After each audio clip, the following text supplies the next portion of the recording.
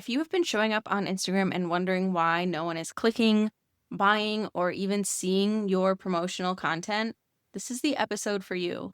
At the time of this recording, I am wrapping up the waitlist period for my big Post with Purpose birthday sale that is happening. By the time you listen, the sale will be all over. But the waitlist itself, more than half of my waitlist signups came from Instagram before the cart even opened, okay? And it wasn't because I was posting more. Is because I posted a little bit differently, and I want to share what that strategy was, why I came up with it, why it works, and how you can use it.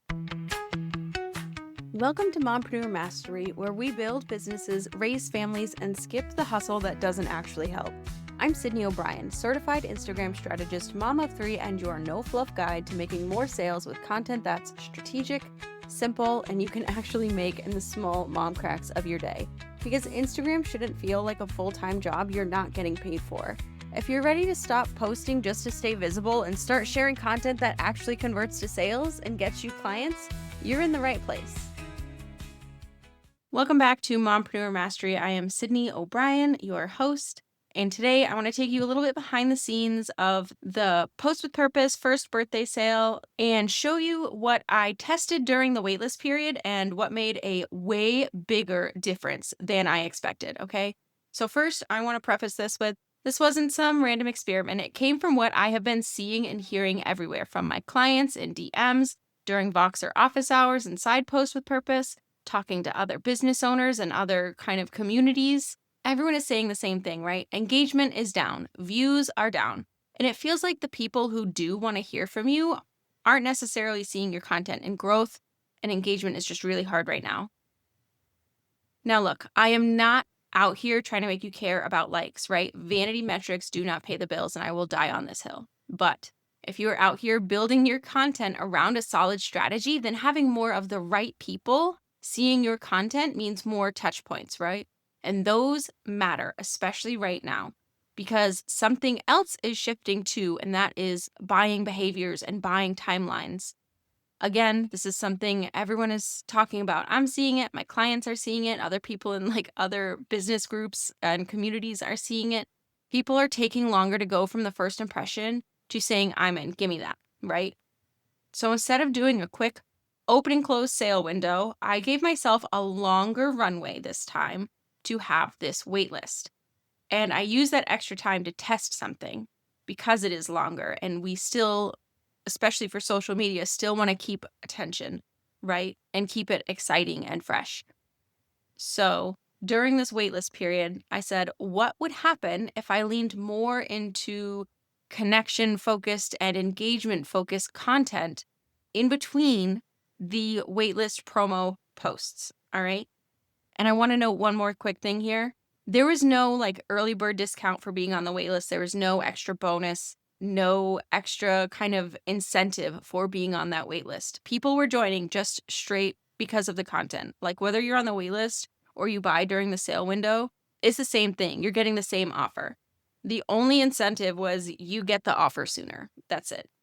And I think that really matters, especially if you feel like you need to offer a huge bonus or drop your price just to get people to sign up. You don't. You absolutely do not. Know your worth.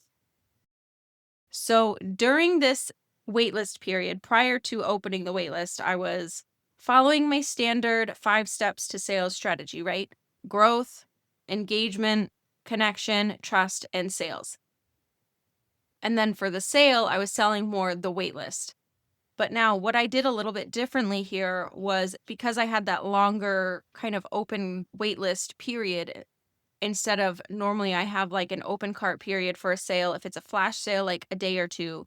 If it's a big launch, maybe like 5 to 7 days. This was like 2 weeks that this was open, maybe longer. I'm honestly kind of blanking right now because I'm recording this at the end of the day and it's been a day.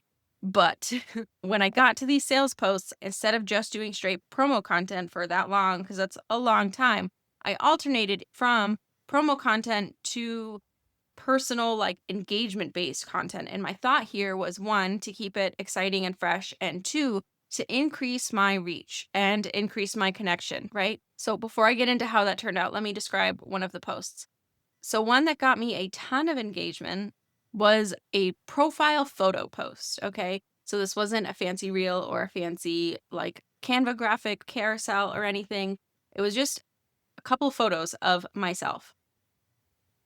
It was in the comment, I mentioned how I was just one of those rare days where I looked like an actual functioning adult instead of the mom goblin I am 98% of the time. So I took a few pictures of myself and I posted them and asked my audience to help me pick a new profile photo. And I kind of honed in on that, like the momness of it in the caption so that it was still relevant to my audience and was still relevant to the pain points that I was talking about in my promo content. So there was relevance there. I want to point that out. That's very important. Now, this post had an engagement rate of 22%. If you are unaware, the average engagement rate on any Instagram post is between 3 and 4%. So that's huge. And I know this wasn't a promotional post and it does seem like a vanity metric, but wait, just hear me out.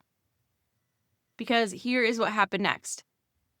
Because it had such high engagement rate, that post got pushed to more people that haven't engaged with my account for a while, but have been followers for a little while. So I know they were like my people. And not only did they engage with that post, but because they engaged with that post, they saw my previous post, which were the waitlist promo posts, as well as my next posts, which were, again, more waitlist promo posts, and signed up for my waitlist because of those. So because they interacted with that engagement post, Instagram was pushing those posts, those old posts and the new posts, into their feeds. And because they were now actually seeing them, they were taking action. All right. So the post didn't do the selling, but it is set up within that strategy to still work so I get the sale. Another example, recently, it was Mother's Day, right? My audience is mom business owners, so that is super relevant for me to post about. I posted a quick Mother's Day message, just a little reel about like what mompreneurs really want for Mother's Day. It was like nothing super fancy or special, but again, because it was meant to get engagement, and it did, engagement shot up. I think that one got 20% engagement, which is much, much higher than the 3 to 4% average across Instagram. And the same for a post I made about juggling content while my kids were home. You know, it was very relatable, still tied to my audience. The post itself was not promotional, but I was able to talk about pain points that I'm also using in the marketing for the waitlist and the big post purpose birthday sale. So it is tied together, but it's pretty loose. But it's not promotional. It is strictly for engagement. So all of those posts, those engagement posts that I shared, the engagement rates on them were between 18 and 22%. Meanwhile, my actual promotional posts, the engagement rate on them in all of these promotional posts for the waitlist, I was asking people to comment for more information, and then ManyChat would send them a link to sign up, and then they did. But the engagement rate for those posts were between 9 and 11%, which is still above average by quite a bit, especially for sales content, because sales content normally has a lower than average engagement rate. So still, like, I'm very happy with those numbers. So every time I posted something a little more personal and that was specifically to get engagement, I saw a ripple. People would engage with that post, and then Instagram would resurface my previous content. And then when those people saw those promo posts again, they were ready to sign up. So I was getting those touch points I needed to get leads for my big sale, because after they sign up for the waitlist, they go through a little sales emails funnel about the actual Post with Purpose birthday offer, which is still going on. So I don't have final statistics on that, but I will come back and share how that strategy played out. So this strategy worked because, again, the rest of my strategy was already in place. I wasn't relying on personal content instead of strategy, but I was using that personal engagement content to support it, knowing I had that long window of waitlist time that I wanted, given the change in buyer behavior that has been happening. So this content helped my followers actually see my promo content and engage with it and convert into leads for that waitlist. So if you are not getting the result you want from your sales content, it might not be the content itself. It might be that your audience just isn't seeing it, or that they're not seeing it often enough. You're not getting enough of those touch points to feel ready to buy. So with buyer behavior changing and with personal content performing better than ever, people are very sick of the corporate, like over aesthetic, overdone kind of posts on Instagram. Personal branding is the way to go. Now is definitely the time to start weaving those personal posts in, but keep in mind how I was able to tie it back to business. It can't be super unrelated. It should have some relationship to what is going on in your business. Now, this is not to replace your sales content. This is not to replace any other part of your strategy. It is just to help support it, especially if you have that longer launch runway or a longer open cart period or anything like that. Because when people are connecting with you and they're connecting with your content, they stick around. And when they stick around, they start to trust you. And then when they trust you, that is when they buy. That is when they hire you, when they convert, when they sign up for your lead magnet, your waitlist, whatever it is. Okay? Simple as that. So if this episode gave you something to think about, I want you to go create whatever personal post it is and then send it to me on Instagram so I can be one of those people engaging with it and getting you more views. My handle is at socially.yours.strategist. And while I'm already seeing great results from the shift, the cart hasn't officially opened for the birthday sale yet, so I don't have final sales numbers to share. But once the sale wraps, if you are interested, I'll be back with another episode breaking down what happened after the waitlist period, how the rest of the sales strategy worked, how many people converted, and what I'm going to be tweaking next time based on that data.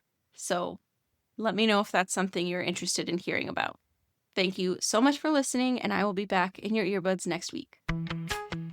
Thanks so much for hanging out with me on Mompreneur Mastery. If this episode gave you more clarity or a little boost of confidence, I would love for you to follow the show, leave a review, or share it with a fellow mom building her business on her own terms. And hey, if something really clicked, DM me on Instagram. I am at socially.yours.strategist and tell me the one thing you're doing differently after listening. I love hearing what is landing for you. Until next time, here is to less stress, more sales, and a business that actually fits your life.